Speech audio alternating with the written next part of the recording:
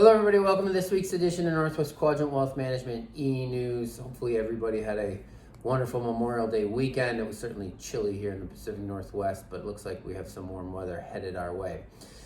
So we're coming off last week where we had a unbelievable rally in the equity markets. The S&P was up over 6% last week.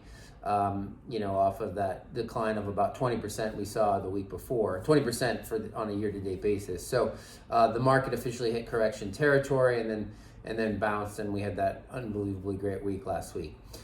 We don't think the coast is clear. Some of the biggest rallies come in bear markets, and we think that's what we experienced last week.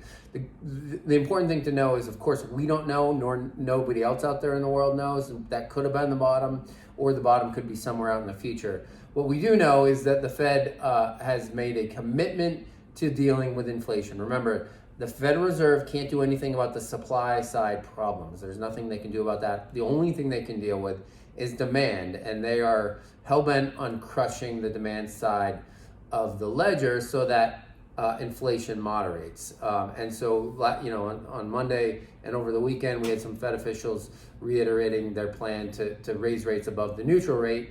And so we still have a long ways to go in terms of rate hikes, which will ultimately probably put us in a recession if we're not already in one. And if that's the case, there are still parts of the market, the capital markets, that are still overvalued. So we have a lot of technology names that are overvalued. We have an electric car company that's overvalued. We have cryptos that are making no sense. And so we need capitulation in a lot of those markets before we can finally find a bottom. Now, the Fed could relent and change their mind and say, we're going to go back to emergency monetary policy. Ultimately, what we're telling you is we expect more volatility to come to the downside. But as you know, we're not market timers. We're never going to be market timers. Nobody really can do it successfully. So we have our opinions about what's going to happen in the future. But the market and the Federal Reserve could change course just like that, and markets could rip higher. So Josh can talk about our asset allocation and what it probably looks like coming out of this.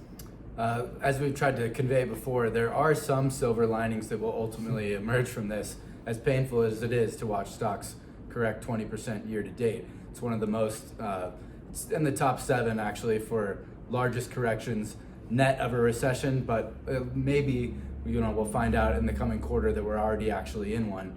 But it's going to happen to deepen if we're going to actually see the demand destruction that the Fed wants to engineer. And so that will take a potentially more disruptive recession. It's all going to be data dependent per Jay Powell. But the idea that ultimately when we emerge from this, we're going to be looking at yields that trend closer to a long run average means that fixed income portfolios that don't have a lot of volatility are suddenly going to be closer to actually meeting spending obligations for our clients. And that's one silver lining.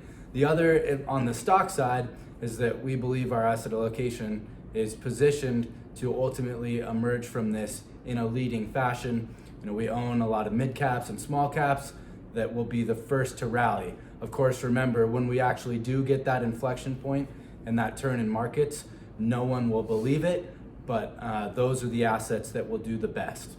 So remember, last week was great, but remember, a lot of the biggest face-ripping rallies happen in market corrections, and really we believe that's what that was last week. There's still a lot of young people that believe that we're going to go back to normal, and normal, I think, is going to look different from what it has the last 5 years. Let's hope, at least.